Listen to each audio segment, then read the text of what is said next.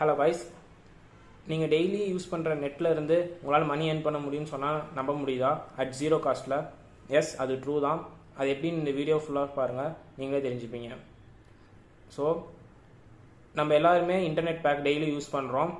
அது என்ன பிராண்டாக, அதாவது ஏர்டெல்லா ஜியோ எதுவாக வேணாலும் இருக்கலாம்.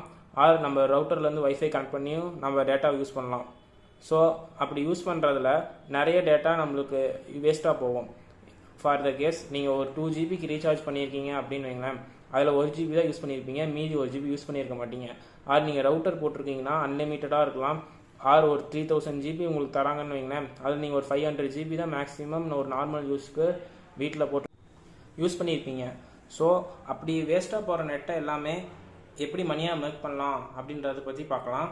இந்த இடத்துல கெட்கிராஸ் அப்படின்னு ஒரு தேர்ட் பார்ட்டி ஒரு ஆப் மீடியேட்டராக ஆக்ட் ஆகுறாங்க. அதாவது இந்த ஆப் எப்படி இந்த வெப்சைட் எப்படி யூஸ் ஆகுதுன்னா, உங்களோட வேஸ்ட்டாக போகிற டேட்டாவை எல்லாமே வேறு ஒரு ஏஐ கம்பெனிக்கு கொடுத்து அந்த டேட்டாவுக்கு இவங்க ஒரு பர்டிகுலரான அமௌண்ட்டை எடுத்துக்கிட்டு மீதி அமௌண்ட்டை உங்களுக்கே திரும்ப கொடுத்துட்றாங்க. அந்த ஏஐ கம்பெனி எப்படி ஒர்க் ஆகுதுன்றதை பற்றி பார்க்கலாம். இந்த ஏஐ எல்லாமே பில்ட் பண்ணுறதுக்கு நிறைய டேட்டாஸ் தேவைப்படும். அப்படி ஒரு பர்டிகுலர் மொபைல்லேருந்து ஒரு ஐபி இருக்கும், அந்த ஐபியிலேருந்து இவ்வளோதான் ஒரு டேட்டாவை அக்சஸ் பண்ண முடியும் அப்படின்னு ஒரு லிமிட் இருக்கும். இவங்க ஏஐ கிரியேட் பண்ணுறவங்களுக்கு அன்லிமிட்டடான டேட்டா தேவைப்படும். அப்போனா தான் நம்ம சர்ச் பண்ணுற குவரிக்கு கம்ப்ரஸ் ஆகி ப்ரீஃபான ஆன்சர் அது கொண்டு வந்து கொடுக்கும்.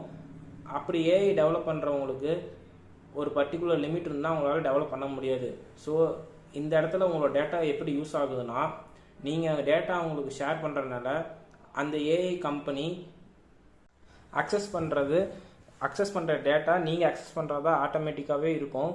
ஏன்னா அவங்க உங்களோட டேட்டாவில் இருந்தால் அந்த சர்ச் பண்ணக்கூடிய டேட்டாவை அக்சஸ் பண்ணுவாங்க.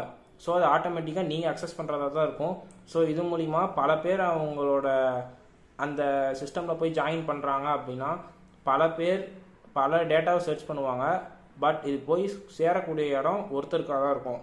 ஸோ இப்படி அவங்க ஆப்பை பில்ட் பண்ணிக்கிறாங்க. ஸோ இதனால் அவங்க கூட ஒரு ப்ராஃபிட்டாக உங்களுக்கு வேஸ்ட்டாக போகிற ஒரு டேட்டாவிலேருந்து உங்களுக்கே திரும்ப மணி மேக் பண்ணக்கூடிய ஒரு ஆப்பர்ச்சுனிட்டியாக தரலாம் இருக்கலாம். பட் இது எந்த அளவுக்கு ட்ரஸ்டபுள்னு தெரியல. பட் ஆனால் அவங்களோட ப்ரைவசி பாலிசியில் உங்களோட பர்சனல் டேட்டாவை எதுவுமே அக்சஸ் பண்ண மாட்டேன்னு போட்டிருக்காங்க. இது எந்த அளவுக்கு ட்ரஸ்டபுள்னு தெரியல. இதை யூஸ் பண்ணி யாராவது மணி ஏர்ன் பண்ணியிருந்தீங்க, உங்களோட டேட்டாவுக்கு எதுவுமே அஃபெக்ட் இல்லை அப்படின்னு நீங்கள் ஃபீல் பண்ணீங்க, உண்மையாலுமே மணி ஏர்ன் பண்ணியிருந்தீங்கன்னா உங்களோட எக்ஸ்பீரியன்ஸ் எப்படி இருந்ததுன்னு கமெண்ட் பண்ணுங்கள். இந்த வீடியோ பிடிச்சிருந்ததுன்னா லைக் பண்ணுங்கள், ஷேர் பண்ணுங்கள், சப்ஸ்கிரைப் பண்ணுங்கள். தேங்க்ஸ் ஃபார் வாட்சிங்.